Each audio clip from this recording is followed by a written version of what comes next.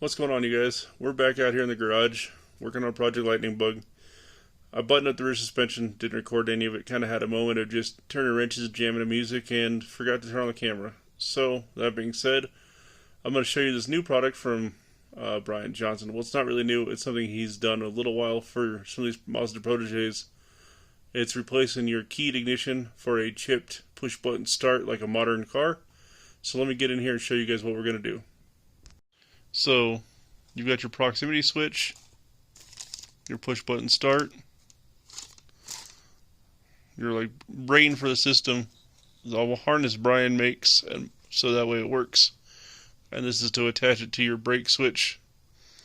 He also gives you a nice step-by-step instruction. I printed mine off, he emails it to you. But it's plug and play, minus some minor cutting. It's really simple cutting from what I've read, and we're going to hop inside, and you guys can see I've already had the dash apart. I kind of jumped ahead on this part because I was doing some other wiring in here a while back and I never put it back together. So starting with removing the gauge cluster, removing the steering column cover, well, not the gauge cluster surround, pardon me. You're going to want to move the steering wheel column covers. And then his instructions have you start by notching these 2 pins with a Dremel tool. And I'll grab my Dremel and my extension, get set up, and I'll show you guys that.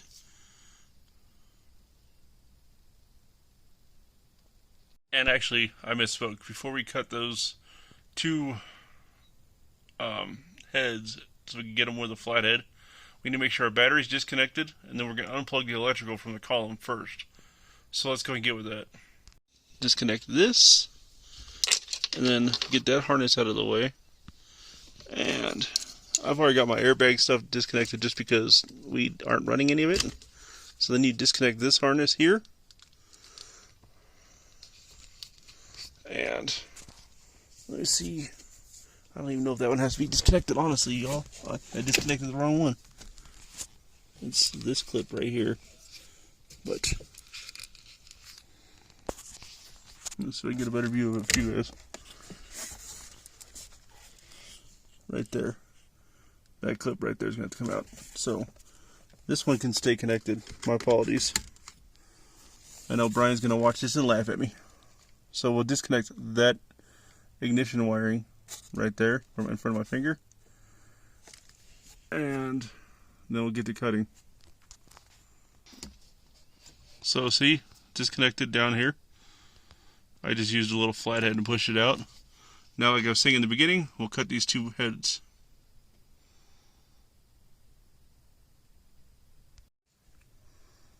Cut a nice little slit in there. It's not the best, but hopefully we can still get it out. I'm trying to do it.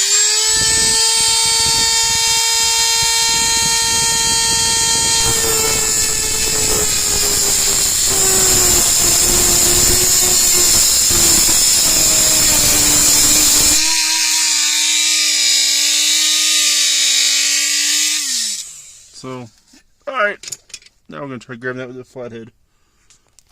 Bear with me 1 second while I get the tools. Okay, so we got the slot cut. And now we just unscrew it.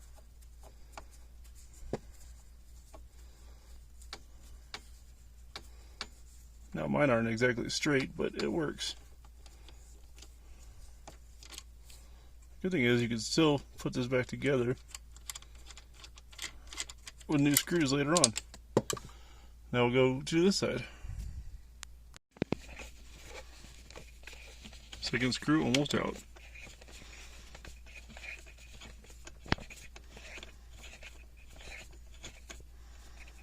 But like I said, the good thing is you can replace these later on with some screws that will thread back in if you ever want to take it back out. It's not completely irreversible. Sorry guys, I dropped my screwdriver.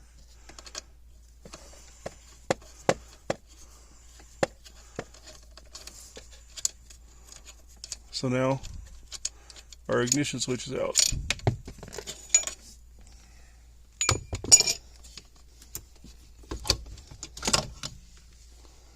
And boom.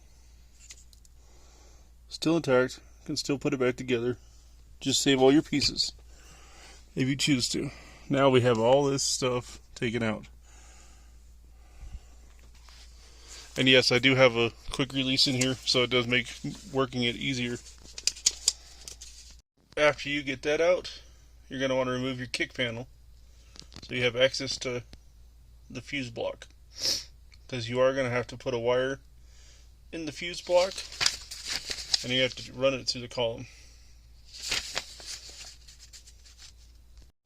Now that we got the switch removed, we're going to work on wiring up the module to our ignition switch. Now, this part goes to your module. You guys can see 6 wires. This part goes to the old, or to the factory harness wiring. So we're going to take this switch and run it up through here. Just kind of hang it up in there for now, just so it's out of our way. This wire right here is our ground, and you have another ground and our hot that go to the fuse panel. So they'll come over here like this. Now, what we do is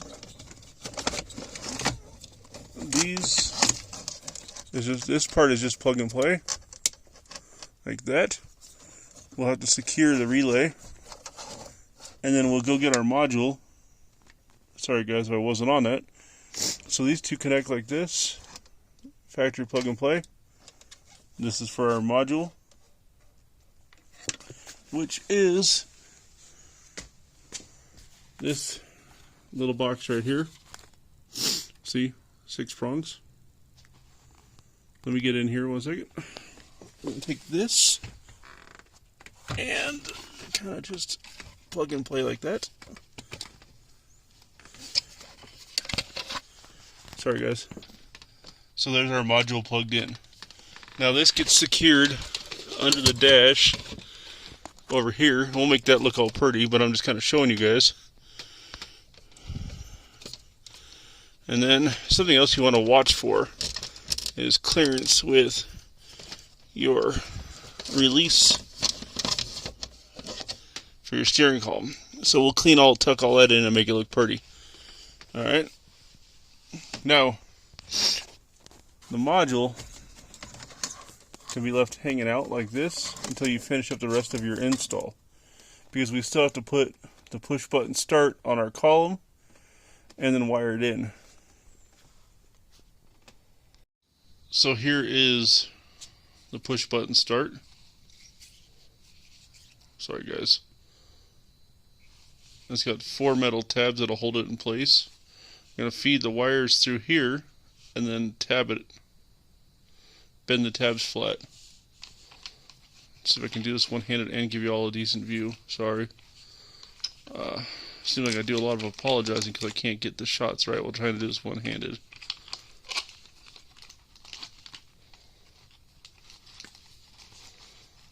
So, get it to sit like that.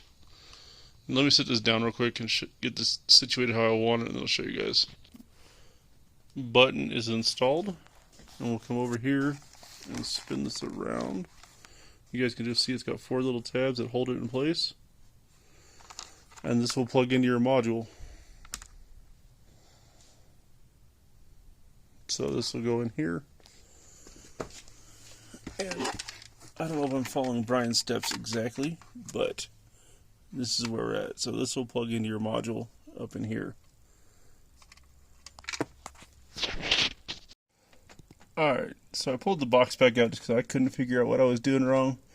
But that 3-wire push button goes to the side of the box, where all your other connections go here. So basically, we're just going to plug this back in here, like I had it, and continue on. Now we have our proximity switch for these keys, or these chips. This gets wired into your brake switch. In the instruction, Brian says cut the brown wire flush and tap the green wire to a black and yellow wire on the brake pedal. So now we're going to go underneath there and start on that. Now, the proximity switch you kind of want in the section where you know you're going to have to be close to it. So we're going to try to mount it behind the dash in here somewhere. Proximity switch plugs into there. I currently have it mounted just on top of the cubby right here. And I'm probably just going to zip tie it to the back pillar back there. Then I've got a nice easy way to put my proximity switch so it'll start. As you can see right there. Alright, so the last bit of it is this here. Now I'm going to have to clear out some space because I have a bunch of crap in my way. But this will go into our brake pedal. And then once this is done and connected in, we'll tidy all this up, make it look pretty, and connect our grounds and our power. And then it'll be time to hook up the battery and see what it does. Alright you guys, so it's a little hard to record and do this, but I have the module zip tied up under the dash. And if I can get my camera in here, you guys can see where I put it. The relay right in front of my face. And then right here is a vampire like wire connector hooked to the yellow and green wire. And that green wire right here goes back to our module. So with a spade connector. So all that's hooked up. We do have a ground here. And then if we come down here, the other ground is here. And then our fuse connects right into 30 for the door locks. So all this is installed. Now what I have to do is put the steering column back in the vehicle. And once the steering column's in the vehicle, we can connect, or not the steering column, but the cover. We connect the battery. We'll test it up, see if the vehicle starts. And then we can clean up all the wiring and zip tie it so it looks cleaner under here. Alright you guys, so we have the push button start is installed. I got it wiped down, the interior is dusty as heck from sitting parked for so long. And then get this done, battery on, and go from there.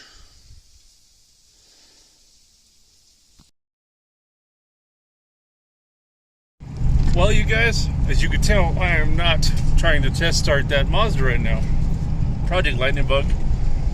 The battery is about a year old without the vehicle running. Battery is no longer holding a charge.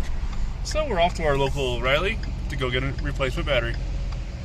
Alright you guys, so I dropped the battery off at O'Reilly. They're going to charge it, test it, let me know whether or not they're going to replace it or if I can reuse it.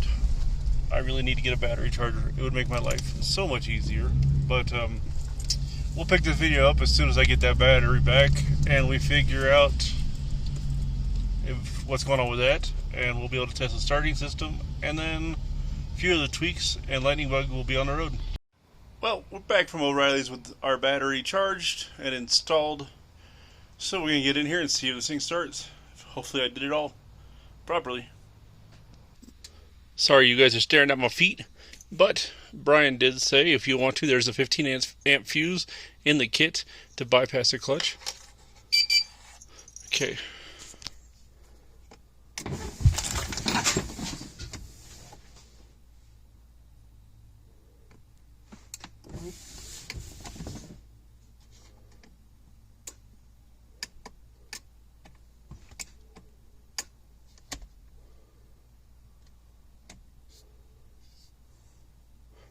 No start. Alright, so thanks to the man, the myth, the legend, Brian Johnson, I realized there's supposed to be the 30 amp fuse you pull out and a 30 amp fuse that comes with the kit in this holder here. So that being said,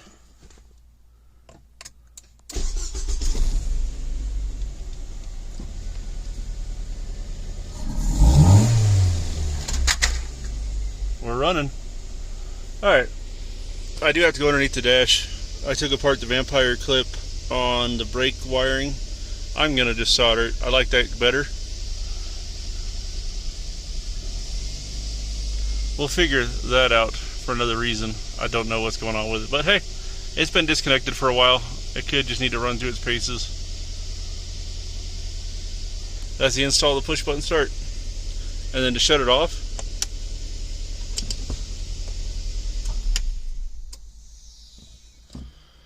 and then if you want, take your RFID keys. You guys will hear this. Hold on a second. Where'd I put the thing?